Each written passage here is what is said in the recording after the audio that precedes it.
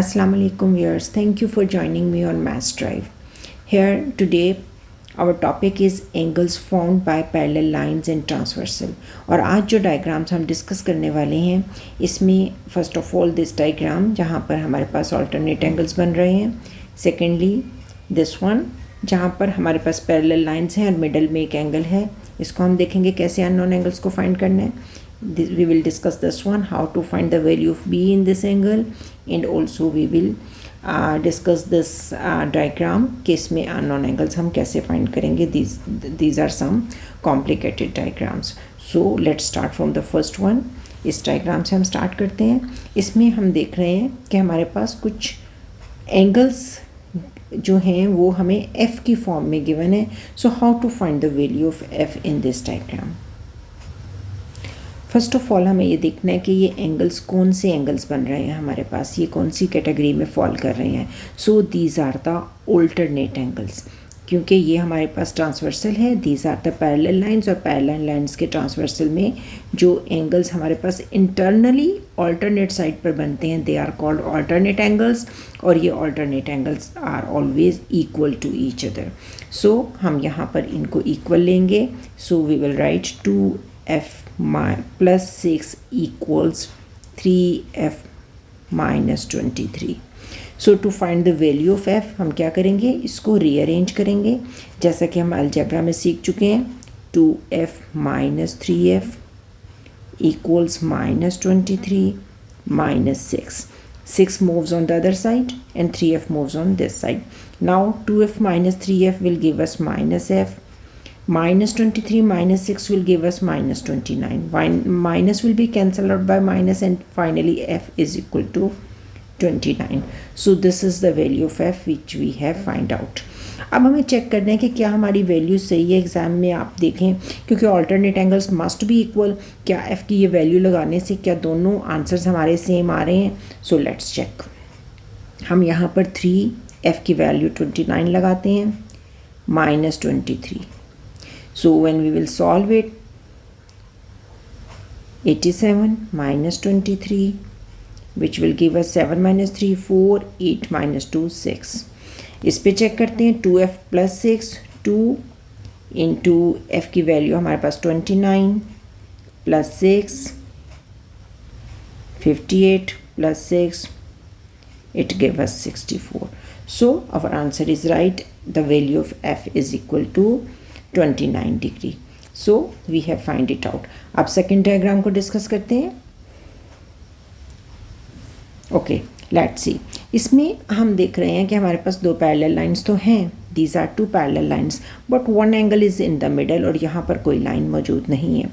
सो हम यहाँ पर इमेजिनरी पैरेलल लाइन खुद से ड्रॉ करेंगे.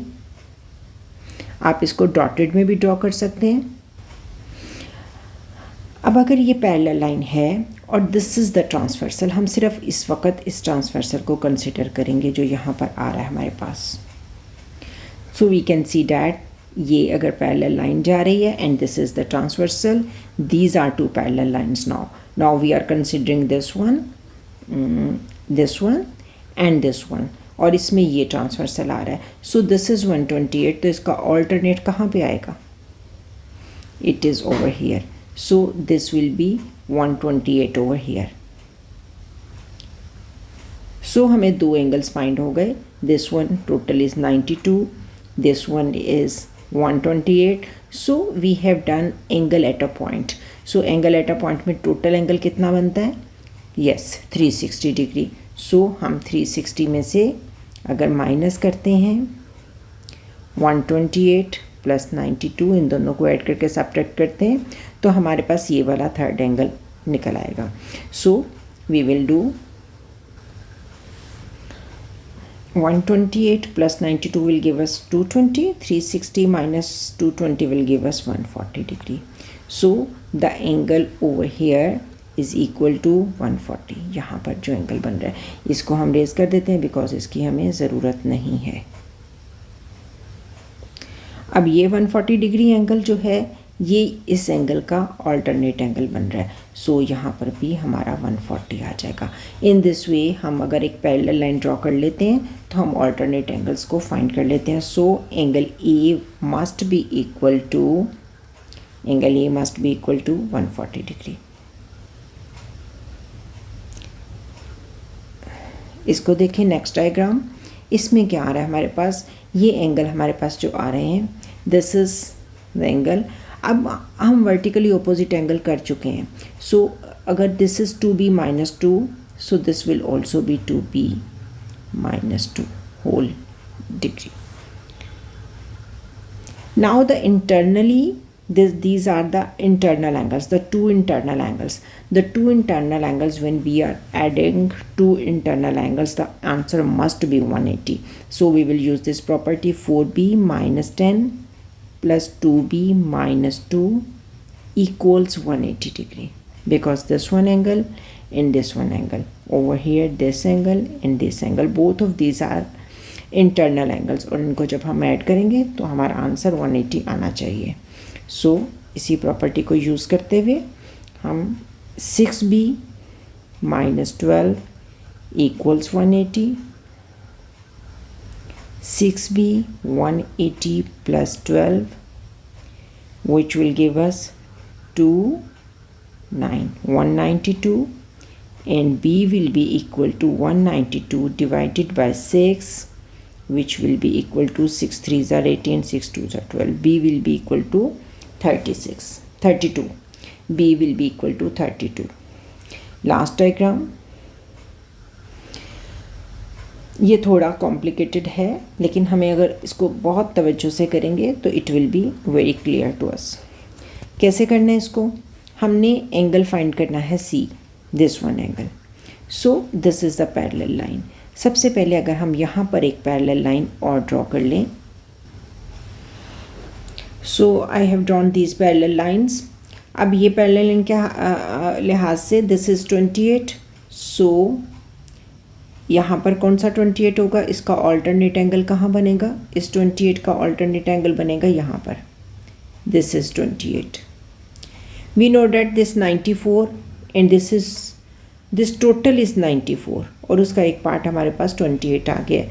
सो हम क्या करेंगे, 94 minus 28, this is 14 minus 8, 6, 8 minus 2, 6. So this one angle over here जो बाकी हमारे पास बच गया, that is 66 degree. If this one is 66 degree, then the alternate angle over here इसके इस ट्रांसवर्सल की वजह से this is 66 and this one also be 66. And this one is 19 and इस ट्रांसवर्सल के साथ ये एंगल भी 19 आ जाएगा। सो हमारे पास क्या आ गया, 66 degree and 99 degree, this complete angle, this whole angle. 66 plus 19 it will give us 85 degree. So this one angle is 85 degree. तो हमारे पास ये कंप्लीट एंगल जो मिलकर आया that is 85 degree. So angle at a point complete तो 360 होता है। सो 360 में से हम जब 85 को माइनस करते हैं,